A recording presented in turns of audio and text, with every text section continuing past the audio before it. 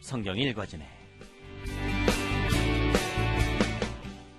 이 시간 생터 성경사역원 성경이 읽어지네 전문 강사이신 하만 우리교회 배명옥 사모와 함께합니다. 성경이 읽어지네 주님 나라 임하네. 안녕하세요. 오늘은 출애굽기 2번째 시간입니다.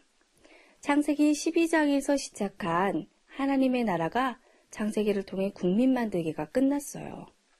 창세기가 끝나고 430년이 지나 출애굽기에 와보니 그 70명의 가족이 약 250만 명의 민족이 되어 있었습니다. 국민 만들기가 끝난 셈이에요. 창세기 12장에서 시작한 하나님의 나라의 국민이 만들어졌어요. 그러니 이제 다음 흐름은 법 만들기의 출애굽기랍니다. 국민이 만들어졌으니 법을 주심으로 하나님이 이 나라의 왕권을 갖고 계신다는 사실을 선포하시는 거예요. 그래서 지난 시간에는 출애굽기 내용으로 들어가기 전에 이집트의 실제 역사와 성경 출애굽기 역사를 연결하여 살펴보았습니다. 그리고 모세가 어떤 역사적인 상황 속에 있었는지도 확인했어요. 오늘은 모세 그는 누구였는지 그리고 그가 떨기나무에서 하나님을 만나게 되는 사건을 공부하겠습니다. 애굽의 공주 하세수투의 양자로 왕궁에서 자란 모세는 히브리인 편에 서서 애굽인을 죽이게 되죠. 그런데 이 일이 빌미가 되어 정치적인 상황에 몰려 광야로 도망가게 되고 그곳에서 양을 치며 40년을 지내게 돼요. 이 미디안 광야에서 양을 치고 있는 모세, 그는 누구죠? 모세라는 사람은 그의 학문적, 사회적 배경으로 볼 때 광야에서 양이나 치면서 만족해야 할 사람이 아닌 것이 분명해요. 그는 이후에 위대한 모세오경을 기록하는 사람 아닌가요? 하나님은 인간이 문명화되어가는 흐름에 맞춰 문자화로 전수할 수 있을 때가 오자 당시 석학이었던 애굽 왕자 모세를 사용하신 거거든요. 그렇다면 그는 그 정도의 실력이 있던 사람인 거예요. 애굽에서 법, 철학, 청문학, 웅변 등 왕이 되기 위한 수업을 받은 당대의 석학이었습니다. 모세는 애굽 문명에 몸담고 살고 있던 엘리트였어요. 그러니까 애굽 왕궁의 왕자로 입양되어 당대 최고의 학문을 습득하면서 애굽의 지도자 중에 한 사람으로서 양육되어진 겁니다. 그러나 그는 결국 자신이 애굽인이 아니라 히브리인인 것을 알게 되죠. 그리고 동족 히브리인들이 애굽에서 노예처럼 착취를 당하며 사는 것을 보고 견딜 수 없는 동족애가 끌어오르기 시작했어요. 그래서 그는 애굽이 주는 모든 기득권을 포기하고 히브리 민족의 독립과 구원을 위해 일하기로 작정했을 것입니다. 그리고 그가 맨 처음 한 일이 그 열정적 애족심에 기인한 살인이었어요. 어떤 히브리인이 애굽인에게 구타를 당하며 착취당하는 모습을 보자 모세는 그 애굽인을 쳐 죽였던 것입니다. 이 일로 그는 살인자가 되었으며 정치적인 문제로 애굽을 떠나 미디안이라 불리는 머나먼 광야로 도주하게 됩니다. 그곳에서 아내 십보라를 만나 결혼하여 자식을 낳았고 그곳에서 수십 년을 처가살이하며 양을 치는 목자가 되었어요.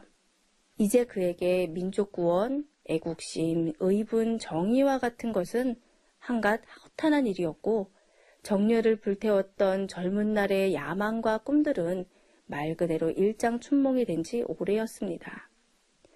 아내가 싸주는 주먹밥을 망태에 넣고 황량한 들판에서 양떼를 치는 것이 그의 일과였어요.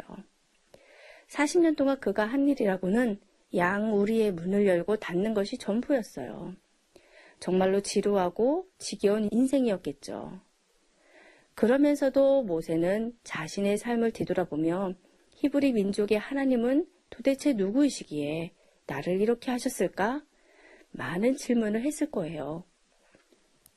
애굽의 왕자였던 그가 시내 광야에서 양을 치며 하나님에 대해 질문하고 정리하는, 즉 신관을 정립하는 기간을 갖는 겁니다.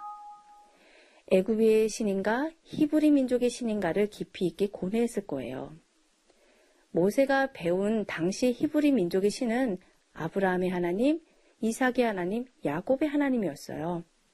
아브라함, 이삭, 야곱에게 계시된 내용만큼만 알려진 신이었습니다.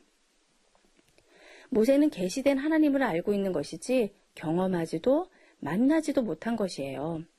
그러니 모세는 양을 치면서도 끊임없이 질문했을 것입니다. 당신은 누구십니까? 그러다가 40년이 지난 후 어느 날 시내산에서 모세는 하나님을 만나게 되는 거예요. 떨기나무 사건입니다. 여기가 출애굽기의 경렬이 되는 곳이라 했었죠. 떨기나무에서 하나님을 만나는 장면이 왜 출애굽기의 전체를 이해할 수 있는 중요한 사건인지 하나님과 모세가 만나게 되는 그 장면 속으로 가까이 함께 가보겠습니다. 호렙 산자락에서 양을 치고 있던 모세는 저 멀리 산 중턱에 이상한 현상이 벌어지고 있는 것을 보게 돼요. 무엇인가 벌겋게 타오르고 있는 것이 보였어요. 가까이 가보았습니다. 무엇인가 눈에 선명하게 들어왔어요. 바로 불에 활활 타고 있는 떨기나무였어요. 떨기나무는 애국가 시나이 반도에서 흔히 볼 수 있는 가시덤불이 많은 나무랍니다. 그런데 이곳 호렙산 지역은 1년에 잠깐을 제외하고는 지글거리는 태양에 벌거벗은 채로 노출되어 있는 버려진 지역이에요. 호렙이란 이름 역시 폐허라는 뜻을 지니고 있답니다. 그야말로 폐허의 산 중턱에 불에 활활 타고 있는 떨기나무를 보고 있는 거예요. 누가 불을 지른 것도 아니고 자연 발생한 화재도 아니었어요.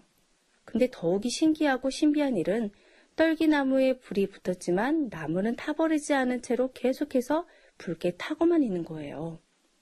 무섭기도 하고 신비롭기도 하고 신기하기도 했겠죠. 지난 40년 동안 이곳에서 양을 치면서 수많은 날들을 보냈지만 이런 일은 처음이었기 때문이에요. 그러다가 타오르는 떨기나무 속에서 음성이 들려왔습니다. 소스라칠 만한 권위 있는 음성이었어요. 아니, 여기서, 이곳에서, 광야에서, 폐허의 산 중턱에서 하나님을 만날 것이라고 누가 기대를 했겠어요. 히브리 민족이 하나님에 대한 끊임없이 질문하고 질문했었지만 40년이 지난 이때쯤은 아마 모세의 머릿속에서 하나님이란 단어가 사라져가고 있었을 거예요.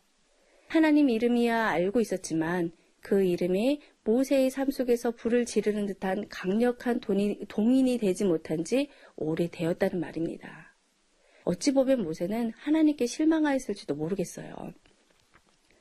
그의 청년 시절 아직도 열정과 야망과 용기가 하늘을 찌르는 듯 한창이었을 때, 그래서 그런 열정으로 자신의 동족을 구출해 보려고 그의 삶을 바치려고 했을 때, 그래서 하나님은 마땅히 그의 편이 되어 큰 도움이 주셔야만 했을 때 하나님은 오히려 그를 살인자로 만들어 내버려 두셨기 때문이에요. 그리고 지난 수십 년 동안 세월 동안 가만히 계시다가 이제 와서 나타나 모세에게 민족을 구원하라고 명을 하시는 하나님이시니 모세 입장에서는 반갑고 좋고 감사하고 뭐 이런 게 아니었을 거예요. 어쨌거나 모세는 전혀 예기치 않은 시간과 장소에서 이 하나님의 방문을 맞이하게 된 것입니다. 우리도 모세와 같이 전혀 예상치 않은 시간대와 장소에서 하나님을 만날 때가 있습니다.